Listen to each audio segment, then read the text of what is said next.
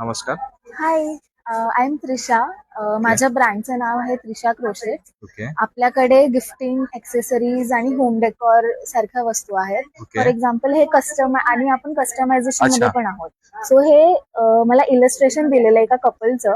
So त्याच्यापासून मी हे क्रोशेटची फ्रेम बनवली ओके. आहे.